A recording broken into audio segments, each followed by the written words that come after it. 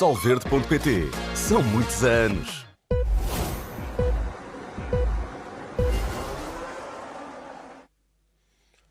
Olá e bem-vindos ao podcast F1 na Sport TV. Temos estado ao longo deste ano civil, desta temporada 2023, a analisar o que foi a época de Fórmula 1, Grande Prémio, mas também temos dedicado o nosso tempo a ouvir convidados, especialistas, fazer uma análise em perspectiva do que foi esta época absolutamente histórica que tivemos. Porque a histórica, como tenho pouco jeito para monólogos, fui pedir ajuda e trouxe o João Amaral, que veio a quem pedi para comentar isto. Partindo desta base, João, bem-vindo. Obrigado. Mais uma vez, João, grande amigo nosso e pessoalmente não sei porque continua a ser meu amigo, porque eu sou um grande chato com ele. Mas, pessoalmente, João, obrigado por estares presente. Queria-te lançar este número. Max Verstappen, sabes quem é? Já ouviste falar? Liderou um total de 1003 voltas esta época, 1003 voltas em 1325 possíveis, ou seja, liderou 75,7% das voltas totais realizadas em 2023. Até hoje, a época mais esmagadora que tinha havido foi a de Sebastian Vettel em 2011, quando liderou 739 voltas em 1133 possíveis, ganhou 11 corridas em 19 e ficou no pódio em todos os grandes prémios, menos 2. É de veras impressionante isto. É histórico, como tu dizes. Antes de mais, obrigado pelo convite mais uma vez. Quem te conhece sabe bem porque é que sou teu amigo, merece-lo. É histórico e vimos história e, portanto, às vezes pode parecer difícil convencer as pessoas de que foi uma temporada excepcional, mas foi verdadeiramente uma temporada excepcional. Tão excepcional quanto é muito improvável que isto volte a acontecer num futuro próximo. É óbvio que os recordes se fizeram para ser batidos, é óbvio que muita gente dizia, sei lá, quando começámos a era híbrida, que havia recordes que nunca iam ser batidos e o Hamilton eclipsou-os. E agora estamos a dizer isso e porventura virá alguém que vai eclipsar estes recordes. Mas nestes 70 e já não sei quantos anos de Fórmula 1, isto é absolutamente histórico, é único. E para além de ser único, teve um campeonato muito interessante, mas já lá vamos, atrás desse papa estatísticas e papa vitórias. Mas foi uma coisa inacreditável, o ritmo a que eles se apresentaram todos os fins de semana em 22 corridas, sem deixar, como dizem os nossos amigos americanos, sem deixar cair a bola, não é? E tirando talvez Singapura, lembrando que a corrida de Singapura acaba com um carro já muito mais rápido, com outros pneus que utilizou no final da corrida, mas ok, agora pouco importa. Tirando Singapura, a Red Bull ganhou 19, ele ganhou 19 em 22 corridas, as outras que não ganhou foram duas Sérgio Pérez e essa de Singapura ganha pelo Carlos Sainz. Tirando esse grande prémio, raramente vimos ele, especificamente ele, desconfortável com o carro que tinha, que a dada altura nem sequer era um carro fácil de afinar e de colocar em pista ao seu jeito, mas raramente desconfortável. Mesmo aquilo que ele se queixava, os downshifts para aqui, o snap da traseira para ali, são coisas de detalhe já. Não é um problema fundamental. É exatamente como disse. É uma performance ao nível de um gênio, e não estou com isto a dizer que não houve performances assim no passado e que não vai haver no futuro mais uma vez, mas é ao nível de um gênio porque os génios fazem as coisas complicadas para ser simples. É nesse sentido que é um gênio. O carro nas mãos do Sérgio Pérez, e pouco importa agora comparar o nível de talento dos dois, não era sempre um carro fácil de afinar, um carro de acertar, fácil de acertar, ou sequer, às vezes, o carro mais rápido em pista. Nas mãos do Max Verstappen, e isso é que é tão único, foi verdadeiramente imbatível, como dizia bem, tirando Singapura e mais umas quantas voltas em Singapura e não sei se não chegava ao pódio, não é? Sim. Ou seja, aquilo já estava a andar outra vez no sentido do Max Verstappen e do RB19 com o número 1. Mas tirando isto, é como dizes, tudo o resto foi confortável. Aliás, espantou-me este fim de semana de Abu Dhabi, este por ter sido o último, alguma preocupação da Red Bull em não terem o carro mais rápido, a aposta famosa do Helmut Marko em que ele não estaria na primeira fila, porque os vi preocupados, aparentemente sem razão, não é? Porque o domínio foi tão evidente e tão insolente como nas outras corridas, com um sorriso nos lábios e inclusivamente com alguma magnanimidade, que é uma coisa que não se vê muito no Max Verstappen, não é? Quando ele diz, se quiserem parem o checo antes de mim, deixem-me fazer o undercut. Exato. Acho que foi a primeira vez na vida que vi o Max Verstappen generoso. Mas enfim, também não, ele diz isto, desculpa, só porque esse undercut não pode levar o Sérgio Pérez a ganhar a corrida. Se o levasse a isso, não havia magnanimidade nenhuma. Mas também há aquele momento, ou seja, o que é que eu depreendo disto tudo? O Helmut Marko coloca-se do lado dos pilotos, que é realmente o que ele conhece melhor, os pilotos, apesar de estar por dentro daquela engenharia toda, etc. Coloca-se do lado do piloto, porque a dada altura ocorreu o célebre debate, que é o ideal em todas as equipas, vamos ver quem é que tem razão, engenheiro ou piloto, mas com um carro que está a ganhar, não é? Vamos ver quem é que tem razão, engenheiro ou piloto, com um carro que se arrasta lá na cauda do pelotão. A dada altura, os engenheiros queriam provar que tinham razão, terão confirmado. O melhor é mudar o carro do terceiro treino livre para a qualificação e vais ver que vai ficar melhor. E o Helmut Marko, nessa altura, terá dito: ok, eu vou confiar no instinto do piloto e vou apostar aqui 500 euros em como ele não fica na primeira linha. E o Christian Horner depois ganhou a aposta, disse que era como sangrar uma pedra e disse que o dinheiro era para pagar uma festa ao staff da Red Bull. Ao que eu perguntei, só com 500 euros. Ele juntou mais uma aposta ou duas e a coisa fez-se. Muito bem, portanto, os momentos de desconcentração, de algum apuro na Red Bull, quem dera às outras equipas que tivessem tido parecidos. Sim, a ideia que dá, essa parte é espetacular e será objeto de análise por pessoas mais inteligentes do que eu, porque conseguem ver verdadeiramente os pormenores. A ideia que dá é que não houve pressão para a Red Bull e para o carro número 1. O que não é verdade, porque eles colocaram-se a eles próprios sob uma imensa pressão, e isso é que é notável.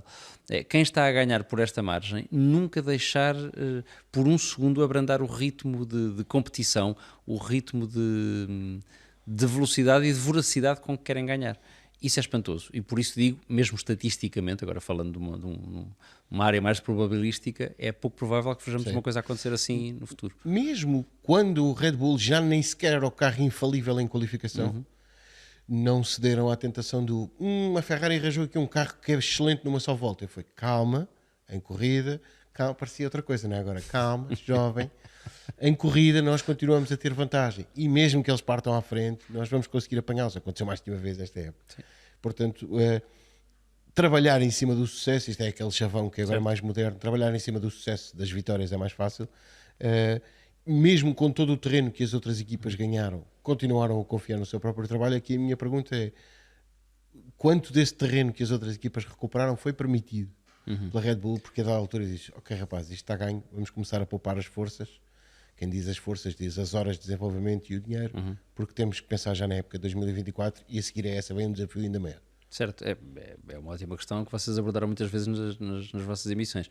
Não há uma resposta 100% certa. É óbvio que isso é verdade, que a Red Bull terá parado o desenvolvimento no sentido que, se estivesse a lutar pelo Campeonato do Mundo taco a taco, como estava em 2021, o carro ter-se desenvolvido muito mais até ao fim do ano. É óbvio também que a Red Bull, não mudando o conceito de 2023 para 2024, o que é provável que não o faça, porque o conceito funciona, começando por aí, segundo as regras continuam as mesmas, o pouco que foi desenvolvendo já foi desenvolvendo também para 2024, ou seja, não há uma estagnação.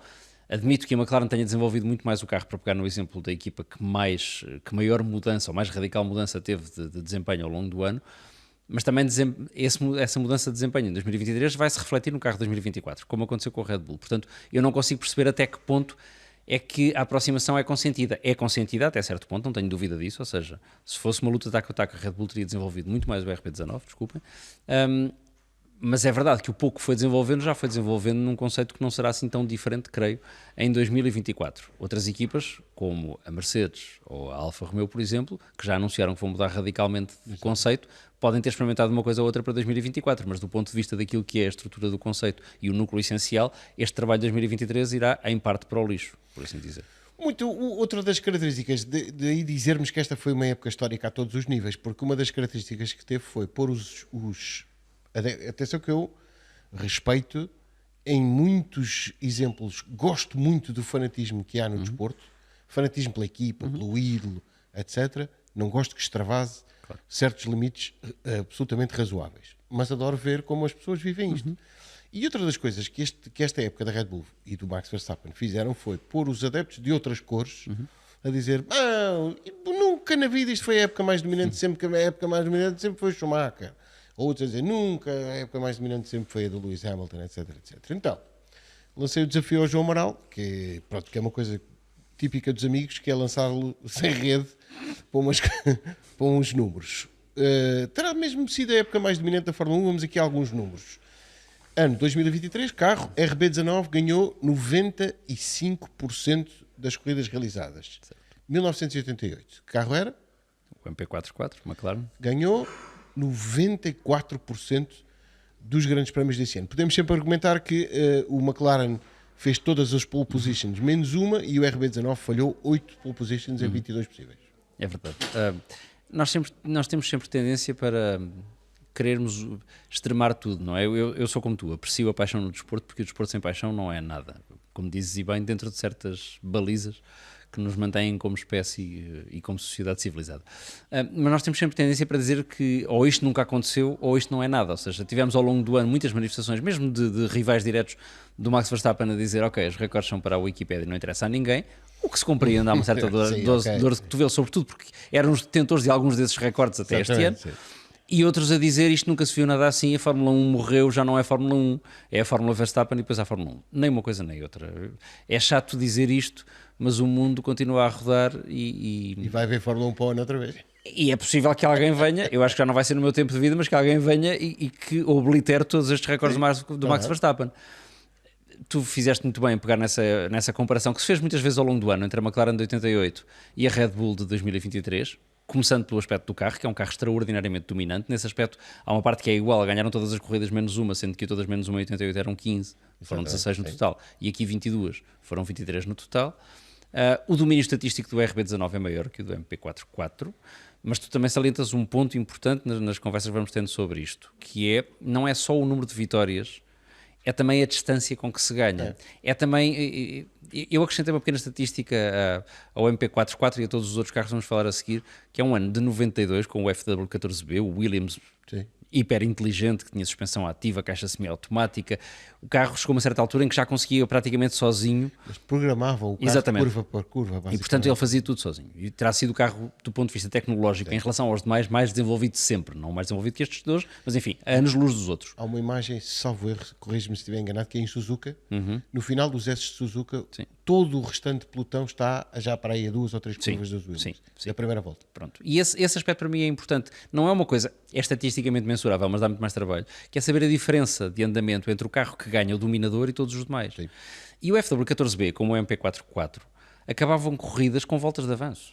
No Grande Prémio de Inglaterra de 92, o FW14, fui buscar esse porque é aquele em que o Mansell está em casa e é onde o Ron Dennis diz uma frase com graça, o que não era muito a panagem do Ron Dennis, e diz para Silverstone não vamos levar cronómetros, mas calendários para perceber a diferença para o Nigel Mansell.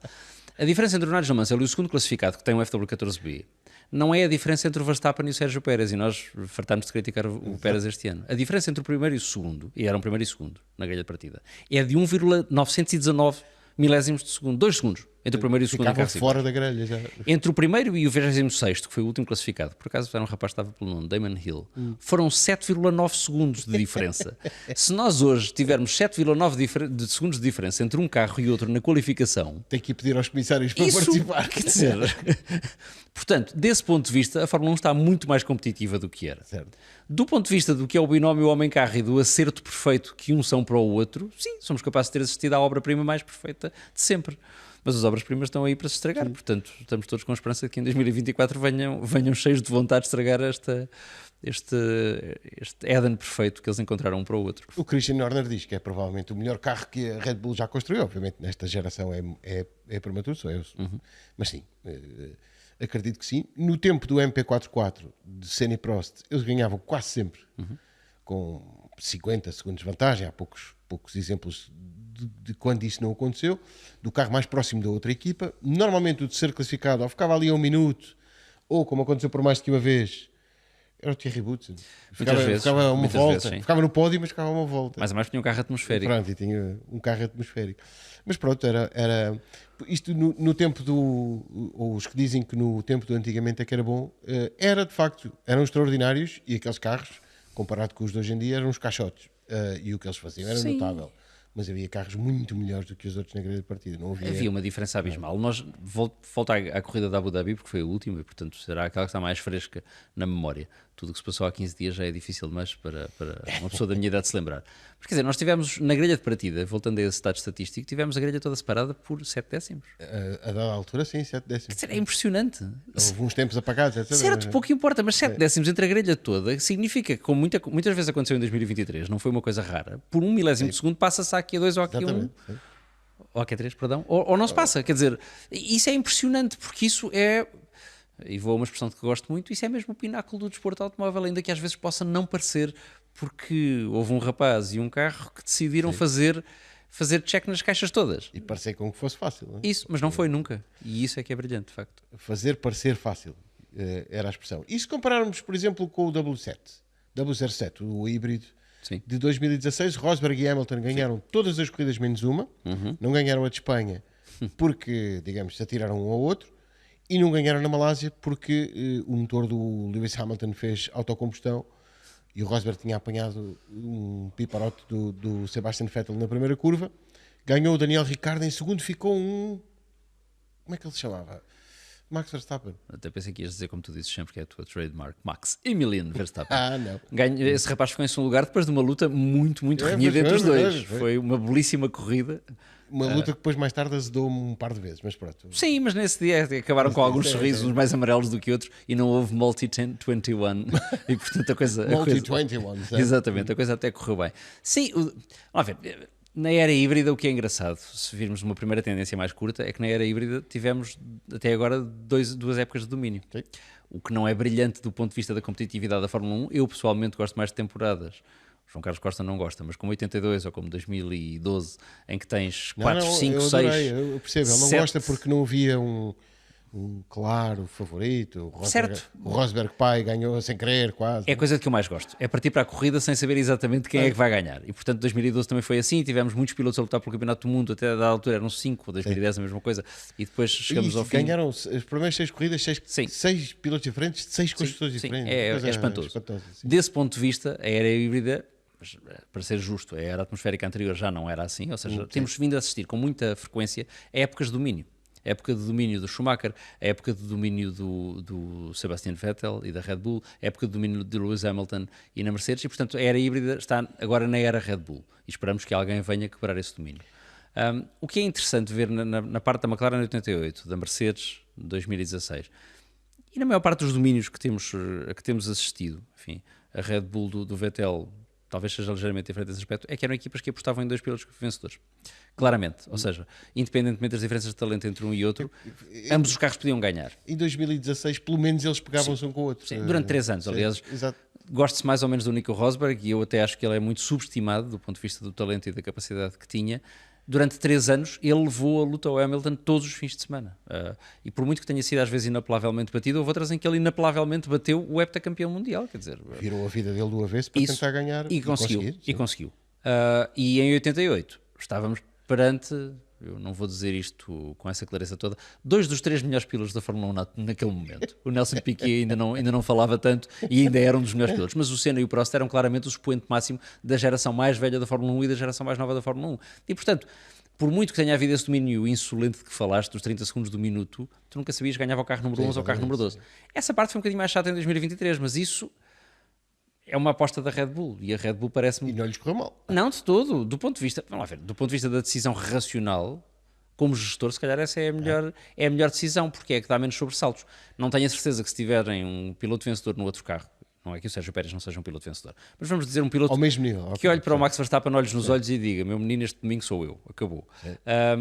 Não tenho a certeza que comercialmente não pudesse isso ser melhor para a Red Bull. Em termos de número de vitórias, sim, íamos estar a falar, se calhar, daqui a uns anos, de uma Espanha 2016, em que aquela regeneração do Rosberg deu direito ao Hamilton a tirar-se para cima dele com tudo o que tinha, e acabaram os dois na curva 3, não estão em erro. Exatamente. E se compararmos com o Ferrari F 2002, ganhou 93% das corridas em que participou. E porquê é que é esta ressalva das corridas em que participou? Porque não fez as 2 primeiras corridas da época. Eu já não me lembro, foi porque não estava pronto? Não estava pronto, sim. Okay. Foi uma coisa que a Ferrari 2 anos consecutivos fez. Depois em 2002 não faz as 2 primeiras corridas, em 2003 eu acho que o F 2002 ainda faz as 2 primeiras corridas. E o GA, 2003 GA, Gianni Agnelli, sim, faz as corridas. Este carro ganhou 14 das 15 corridas em que participou. Schumacher e Barrichello ganharam todas as corridas, menos 2, que foram uma ganha por outro Schumacher, chamado Ralph, e outra ganha por David Coulthard. O facto de haver 2 fornecedores de pneus nesta altura ajudava a que não conquistassem tantas vezes as polos, mas depois iam buscar as vitórias, de toda maneira. Sim.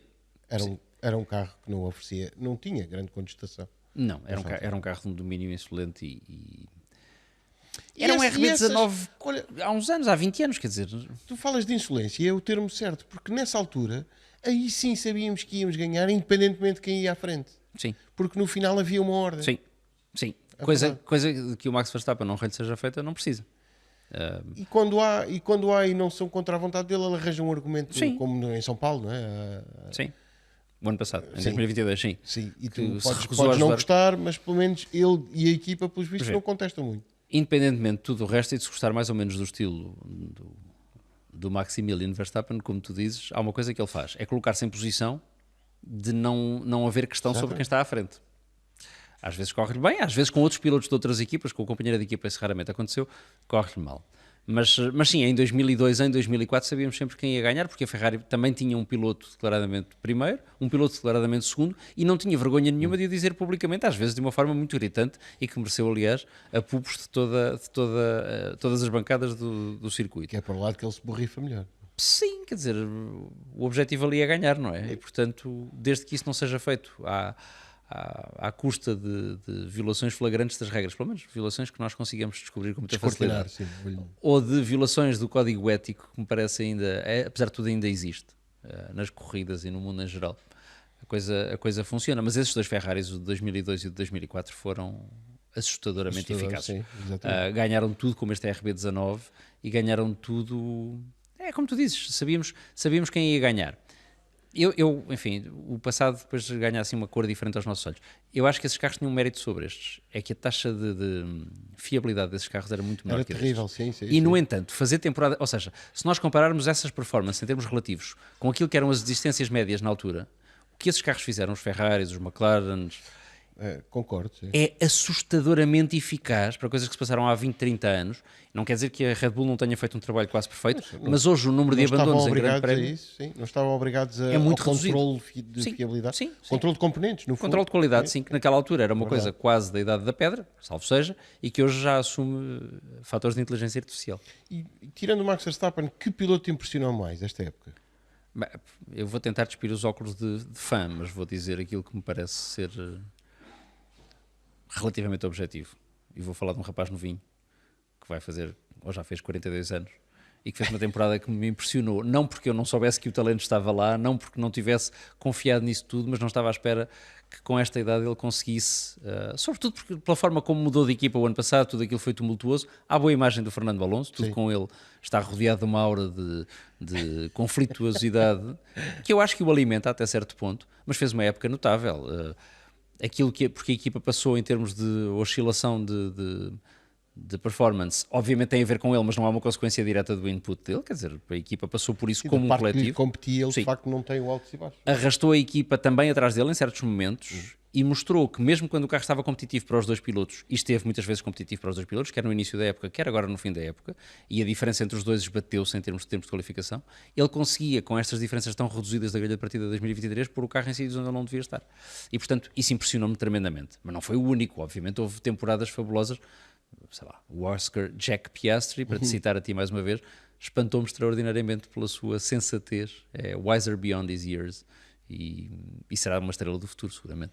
Espanhol, Fernando Alonso, o outro espanhol também não se porta mal, tem um fim de época tenebroso, Sim. o Carlos Sainz, é verdade. Sim. Mas acho que não há dúvidas sobre o melhor espanhol da Fórmula 1 de todos os tempos, até esta altura. Melhor japonês. Melhor japonês da história da Fórmula 1. Yuki Tsunoda, 61 grandes prémios, 63 pontos em 3 temporadas. Kamui Kobayashi, 75 grandes prémios, 125 pontos em 5 temporadas, há mais, mas obviamente lança aqui para o debate com o João. Esta é uma espécie de sondagem à boca da urna, muito injusta para ele, devo dizer. O terceiro nome que tenho é Taki Inoue, fez 18 grandes prémios, só chegou ao fim em 5 e conseguiu ser atropelado por um carro de segurança. Sim, ninguém bate essa estatística. Ninguém consegue bater essa estatística. É atropelado por um carro de segurança e tem um carro de segurança a bater-lhe no Mónaco, no carro. Não nele, mas no carro, no Mónaco. Leva com um Renault Clio em cima, o que é uma coisa única. 2 vezes no mesmo ano. Ninguém bate esse recorde, ainda que no capítulo japoneses obscuros que passaram pela Fórmula 1, eu tenho mais nomes para ti, o Sakon Yamamoto, o Yuji... Taranazuka Takagi. Sim, todos eu. Tora Takagi, Tora Tiger Takagi. Eu adorava aquele Hideki petino. Noda, quantos queremos? Sim. Isto para não ir buscar os dos anos 70 que só participavam no Grande Prémio do Japão com carros japoneses. Exato. Que era fabuloso. Não, o Yuki Tsunoda faz uma ótima temporada. Acabou a temporada em alta. É engraçado que eu acho que só ficamos com a noção da boa temporada que o Yuki Tsunoda faz quando o Daniel Ricciardo volta à Fórmula 1 e volta ao AlphaTauri. Porque a fasquia não é exatamente a mesma do De Vries, e ainda que o Lawson tenha feito um ótimo stand-in, Um feeling, sim. é um estreante e, portanto, enfim, ficámos ali com alguma dúvida. Quando o Ricardo aparece, e o Ricardo não faz más corridas, não tem... Eu acho que o balanço não se pode fazer muito negativo para o Daniel Ricciardo dentro do azar que ele tem, faz um ótimo fim de semana no México, mas o Yuki Tsunoda, mais uma vez em Abu Dhabi, quer dizer, limpou o chão com o Daniel Ricciardo, com o azar que o Ricardo tem de ter a viseira a tapar-lhe os travões e tudo mais, mas a verdade é que faz um fim de semana em que o eclipsou. Faz uma ótima temporada, cresceu, não vai deixar nunca dizer palavrões no rádio, mas está um bocadinho mais sensato. Vai ter saudades do Franz Tost, já percebeu? Seguramente. Há uma coisa que me espanta no Yuki Tsunoda, confesso, mas se calhar é um problema mais de imagem do que outra coisa, porque passámos grande parte do ano a discutir quem é que substituiria o Sérgio Pérez. O Sérgio Pérez deixou de ser, enfim, já tinha menos um ano de contrato, depois já era no Grande Prémio Já seguinte. estava catalogado. Já. Sim, era tudo, nunca se sabia, é mais ou menos como o safety car que o Sainz está à espera em Abu Dhabi, ou o drop nos pneus do Hamilton no México, ainda estamos à espera de saber quando é que o Sérgio Pérez se vai embora, porque era todos os dias. Nunca ninguém praticamente falou do Yuki Tsunoda, porque é estranho, porque é um piloto Red Bull, está na AlphaTauri, e dá-me ideia que há assim 2 ou 3 exemplos de tipos que passaram da AlphaTauri nas suas iterações diferentes para a Red Bull e para o segundo carro da Red Bull. Se viu. Certo, mas quer dizer, mas isso acontece, isso é um caminho que existe. E não se fala do Yuki Tsunoda. O Christian Horner sentiu-se na obrigação de aqui na última parte do campeonato vir dizer, claro, ele será considerado, que é como quem diz, sim, muito obrigado, visto com muito apreço, vamos continuar. Sim, mas fez uma boa temporada o Yuki Tsunoda. Nós mantemos em contacto, sim. Sim, não, se é o japonês que mais me impressiona a Fórmula 1 até hoje, mesmo do ponto de vista da performance. Não sei ainda, não sei se chegou a este ponto, mas a Fórmula 1 hoje também está diferente. O Takuma Sato faz em 2004 uma ótima temporada. Vocês falaram dele na emissão. Sim, já ganhou 2 vezes em Indianápolis, tem essa grande vantagem. Mas faz uma boa temporada. Tinha feito uma boa temporada na Jordan. O Aguri Suzuki não, enfim, andava. O Kyo Katayama. O Kyo Katayama, sim. Foi o que fez mais até foi. Hoje. Que hoje é alpinista, creio. É incrível. E que deu um looping encarpado no Estoril em 95. É verdade. E eu ia correr para tentar tirar uma fotografia. Ficou maravilhosa a fotografia, só se vê o céu. Foi o que ele viu também, está certo. Foi o que ele viu. Povo. Vamos lá. Melhor finlandês. Valtteri Bottas. 222 grandes prémios, 10 vitórias e 2 vice-campeonatos. Coisa que ele próprio diria, vice-campeonatos, que é isso? Vou fazer um calendário sobre isso. Mika Hakkinen, 161 grandes prémios, 20 vitórias, 2 títulos mundiais e Dodge Dividend, que teve esta época, digo com o maior ato de contrição possível, porque eu rio-me na cara dele quando ele diz, esperem pela McLaren que ainda vai contestar o domínio da Red Bull este ano. Não foi exatamente assim, mas andou lá em cima deles em alguns grandes prémios. Kimi Raikkonen, 350 grandes prémios, 21 vitórias, um título mundial, muitos lados consumidos, uma passagem heroica, mas não necessariamente bem sucedida pelos rallies. Ou Keke Rosberg, 114 grandes prémios, 5 vitórias, campeão do mundo em 1982, quase por acidente, com uma única vitória, num grande prémio da Suíça, que nem sequer foi na Suíça, foi em Dijon-Porrenon. Espetacular.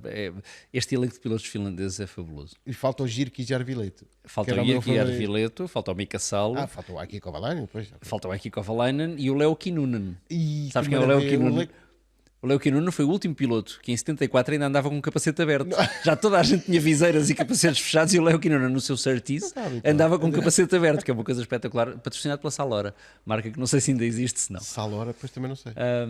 É um elenco espetacular. Os finlandeses têm qualquer coisa no sangue, de facto, ou nos pequenos almoços que dão aos miúdos. Normalmente é algo. Há aqui um elenco. Qualquer coisa no sangue. É difícil escolher o melhor, eu acho que isto vai sempre depender daquilo que é o nosso gosto pessoal. Eu apostaria sempre, pelo talento puro só, eu diria o primeiro que o Kimi Räikkönen, o que apareceu na Fórmula 1 até sair da Ferrari no final de 2009. Não o outro que veio a seguir, que era muito talentoso, mas que já estava numa fase entrou diferente. pela porta da Sauber e que o Martin Brundle disse que ele, não façam isso que ele ainda vai matar alguém.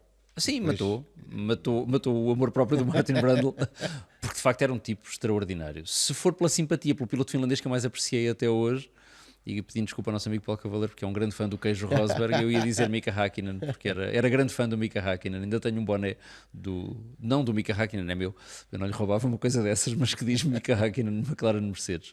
Agora há uma lista fabulosa, de facto, e o campeonato do mundo do Keke Rosberg é uma coisa irrepetível. Essa sim é irrepetível, tipo que é campeão do mundo com uma vitória. Sim. Não volta a acontecer, acho eu, quer dizer, não... E mais o fim de campeonato que foi, acabou em quinto. Em quinto, no Grande Prémio de Las Vegas. Sim. Uma profundamente injusta para o João Amaral. Esta lista é que não é nada assim muito rica, mas tem este rapaz, não é? Melhor neerlandês na Fórmula 1, Max Verstappen, 9 épocas na Fórmula 1, 3 títulos mundiais seguidos e um podcast exclusivo com amigos no final dos grandes prémios. Jos Verstappen, 107 grandes prémios, nunca ganhou. O melhor que conseguiu foi ir 2 vezes ao pódio em 1994 e imolar-se pelo fogo em Hockenheim. E Jan Lammers fez 23 grandes prémios com a Shadow, ATS, Enzen, até correu com o Theodore, mas nunca pontuou e metade das corridas que fez abandonou, acho eu. E hoje é a grande figura do Grande Prémio dos Países Baixos e diz mal toda a gente que não seja Max Verstappen. Sim, esta lista é injusta, mas não é para mim, é injusta para todos os outros que estão na lista, para todos os laranjas. começando pelo pai dele, não é? Que tem de facto esta lista de feitos na Fórmula 1 e ainda tem aquele feito de ter deixado o miúdo na bomba de gasolina quando se irritou com ele. Deixou-o numa área de serviço. Exatamente. Não, e enfiava num monte de pneus como estes que nós temos no nosso estúdio do F1 na Sport TV. Quando ele se portava mal, punha lá dentro e diz: agora não sais daí até perceberes a asneira que fizeste. Uma coisa assim deste género. Funcionou. Eu não sou grande adepto do tough love, mas Pois, no caso do Max funcionou, pelo menos para o talento na Fórmula 1. Não, sim, eu diria que o Max Verstappen é o único piloto dos Países Baixos, com todo o respeito por todos os demais que lá andaram antes dele, não é? Mesmo com aqueles que andaram antes destes, os Gilles Van Lip e coisas do género. É que, até para agora, para aparecer um talento, a história para aparecer o próximo Maradona ou o próximo Platini, para aparecer o próximo Alain Prost, já lá vamos, Sim. Vai ser terrível. Sim. Ainda que estes fenómenos depois tenham, quer dizer, a Fórmula 1 nos Países Baixos, para manter a terminologia atual, sempre foi um desporto popular, quer dizer, antes de estar no Campeonato do Mundo desde os anos 60, não é uma coisa nova. E os Países Baixos têm pilotos de Fórmula 1 há muitos anos.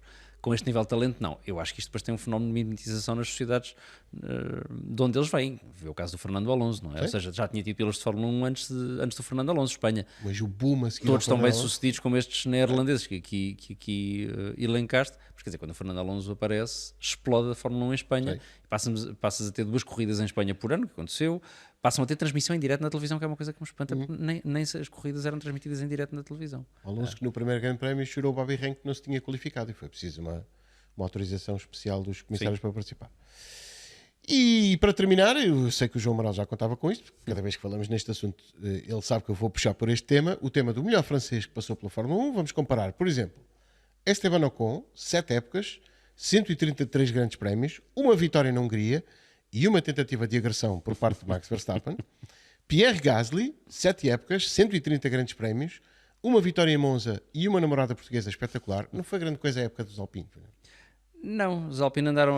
Mas pronto, tiveram ali um problema... Eles andaram a temporada toda um bocadinho, e isto, eu já utilizei esta analogia antes, não é muito feliz, mas tem um duplo sentido. Andaram a época toda como o Dr. Jekyll e Mr. Hyde.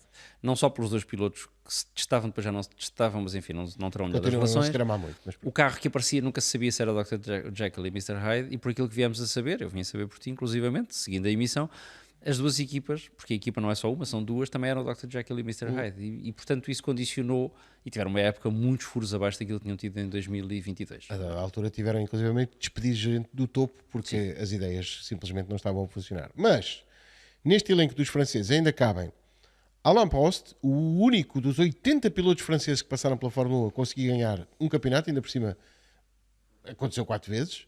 Conhecido também por ser o piloto mais odiado por parte de todos os fãs da Ayrton Senna, ou Pierre-Henri Raffanel, francês nascido na Argélia.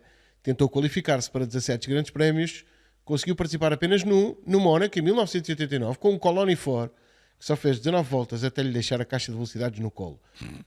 Raffanel, atenção, é tio de um miúdo que anda aí nos carros de resistência, que aparentemente não é nada mau, mas pronto, não vai ser nunca um piloto da verdadeira elite. Ele foi um piloto de resistência muito respeitável, foi ao pódio alemão, por exemplo, mas é o meu piloto fetiche. Porquê é que será? Nós devíamos ser eleitos o grupo de fãs, o clube de fãs do Pierre. É a segunda vez que me lembro que estamos a ocupar espaço de antena na Sport TV a falar do Pierre-Henri Raffanel, e eu acho que não há mais nenhum canal no mundo, nem a RTL, que o patrocinava pessoalmente, dedica espaço de antena ao Pierre-Henri Raffanel.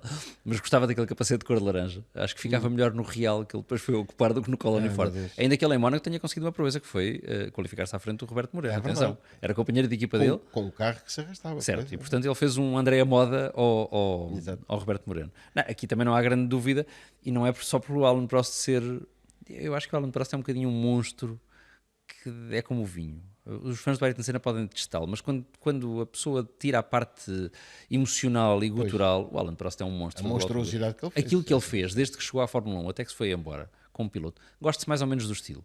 Todos gostamos mais de ver um carro de lado fazer uma volta de pole, como o Ayrton fez em Mónaco em 88, como o Hamilton fez em Singapura em 2018, como o Max ia fazendo em Jeddah em 2021. Exato. Todos gostamos de ver isso.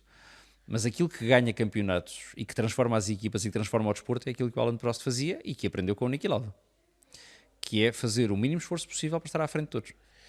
E convenhamos que nos tempos em que o Alain Prost ganha os campeonatos que ganha, Sim. que é os tempos do antigamente é que era bom, os rapazes com quem ele lutava não eram assim uns pesudos. Caramba, que geração de ouro. Que gerações, não foi só uma. Sim. Foram gerações e gerações. O que era engraçado é que nessa altura ele aparece como mais um de muitos franceses, não é? Porque a Elf dava Exato. essas pasadas de franceses. Agora menos. Portanto, o Alain Prost destaca-se por ser o único que ganhou, por ter ganho 4 campeonatos, porque podia ter ganho 7, ainda bem que não ganhou, porque assim o rapaz, o carioca, conseguiu ganhar 2 ou 3, eventualmente, porque lutou com ele em quase todos. Mas, enfim, o primeiro francês a ganhar o campeonato do mundo até ia sendo um rapaz que se chamava Didier Pironi É verdade. e que ficou com o pé pendurado por um fiozinho e depois mais tarde morreu porque gostava muito de velocidade. Sim, o Alain Prost destaca-se claramente. Não sei se quem vai ser o próximo Alain Prost, não quero ser mauzinho, mas acho que não vão ser o Esteban Ocon nem o Pierre Gasly. Muito bem, assim fechamos, agradecendo ao João Amaral ter estado connosco neste F1 na Sport TV. Continua a acompanhar-nos porque há mais para contar sobre esta e outras épocas de Fórmula 1. Obrigado, João. Obrigado, eu. Obrigado a si e um grande abraço.